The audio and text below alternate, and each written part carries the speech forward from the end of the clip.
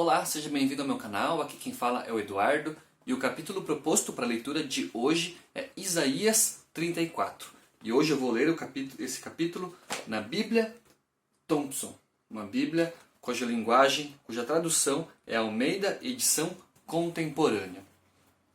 Isaías 34, aqui nesta tradução, tem como título Juízo contra as Nações e começa da seguinte forma no versículo 1.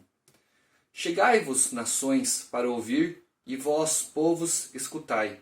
Ouça a terra e a sua plenitude, o mundo e tudo o que produz. O Senhor está indignado contra todas as nações. A sua ira está sobre todos os exércitos delas. Ele as destruirá totalmente, ele as entregará à matança. Os seus mortos serão lançados fora, e dos seus corpos subirá mau cheiro. Com o seu sangue os montes se encharcarão, todo o exército dos céus se dissolverá, e os céus se enrolarão como um livro. Todo o seu exército cairá, como cai a folha da vide e o figo da figueira. A minha espada se embriagou nos céus, sobre Edom descerá, e sobre o povo que condenei à destruição para exercer juízo. A espada do Senhor está cheia de sangue, está cheia de gordura, o sangue de cordeiros e de bodes, a gordura dos rins de carneiros, porque o Senhor tem sacrifício em Borza, e grande matança na terra de Edom. Os bois selvagens cairão com eles, e os bezerros com os touros. A sua terra beberá sangue até se fartar, e o seu pó se encharcará de gordura, porque será um dia de vingança para o Senhor, um ano de retribuições pela causa de Sião. Os ribeiros de Edom se transformarão em piche, e o seu pó em enxofre. A sua terra se tornará em piche ardente, nem de noite nem de dia se apagará. Para sempre a sua fumaça subirá. De geração em geração será assolada, de século em século ninguém passará por ela. O corujão e a coruja a possuirão, o bufo e o corvo habitarão nela. Deus estenderá sobre ela o cordel de confusão e o prumo de ruína. Chamarão ao reino os seus nobres, mas nenhum haverá. E todos os seus líderes não serão coisa alguma. Nos seus palácios crescerão espinhos, urtigas e cardos nas suas fortalezas. Ela será uma habitação de chacais, e lar para as corujas. As criaturas do deserto se encontrarão com as hienas, e os bodes selvagens clamarão uns aos outros. Ali os animais noturnos pousarão e acharão lugar de repouso para si. Ali se aninhará a coruja e porá os seus ovos. Ela tirará os seus filhotes e os recolherá debaixo da sombra das suas asas. Também ali os falcões se ajuntarão, cada um com o seu companheiro. Buscai do livro do Senhor e lede. Nenhuma destas coisas falhará, nem uma nem outra faltará, pois a sua própria boca o ordenou, e o seu espírito mesmo as ajuntará. Ele mesmo lançará as sortes por eles, e a sua mão lhes reparte toda a terra por medida. Para sempre a possuirão, e de geração em geração habitarão nela. Leitura de Isaías, capítulo 34. Separei aqui alguns comentários relacionados a esse mesmo capítulo.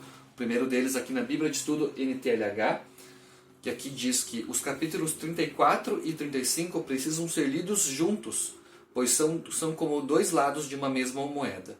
O capítulo 34 anuncia que Deus vai castigar as nações, aqui representadas pelo povo de Edom. Já o capítulo 35 anuncia a felicidade futura de Jerusalém e do seu povo. Juízo e graça, ira e amor, castigo e salvação são dois lados da mesma palavra de Deus também ainda hoje. Aqui na Bíblia de Estudo a Mensagem, existe um comentário aqui logo após o versículo 7, que diz que é muito comum pensar em Deus como agente do amor, mas pensar nele brandindo uma espada não é nada trivial. mas ambas as imagens são usadas para referir-se ao mesmo Deus.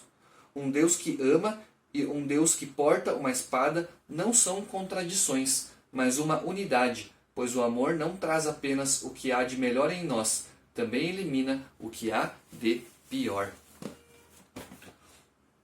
A Bíblia de Estudo de Genebra traz um comentário relacionado ao versículo 34, que diz que este capítulo é o futuro dia da vingança.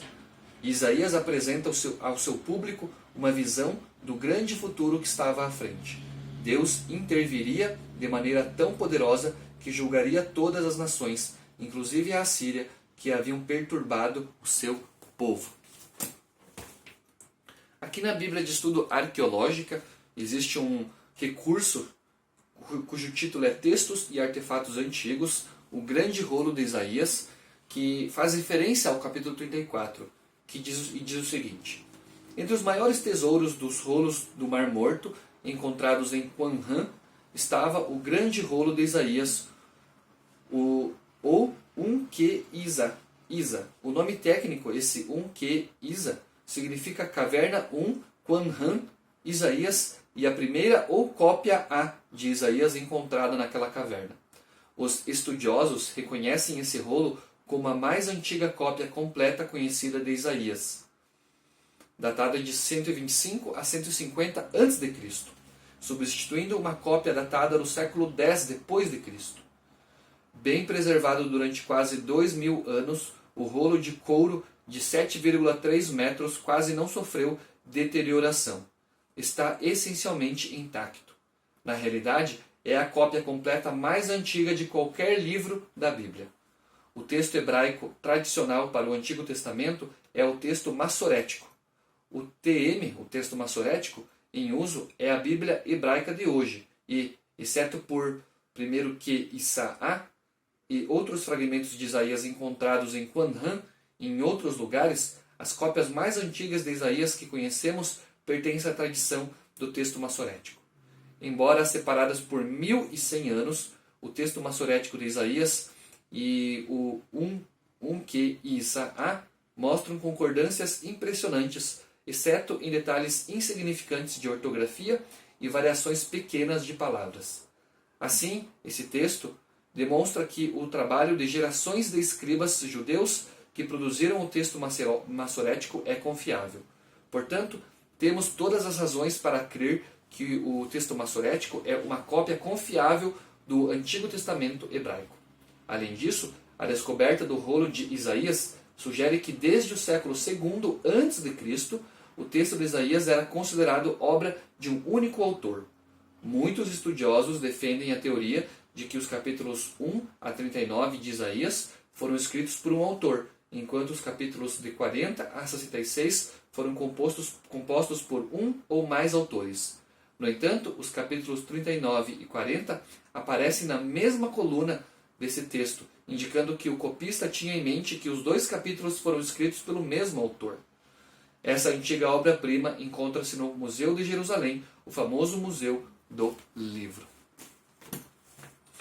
Essa daqui então foi a leitura do capítulo 34 do livro de Isaías, juntamente com alguns comentários desse mesmo capítulo. Agradeço por você estar me acompanhando, fique com Deus e até o meu próximo vídeo.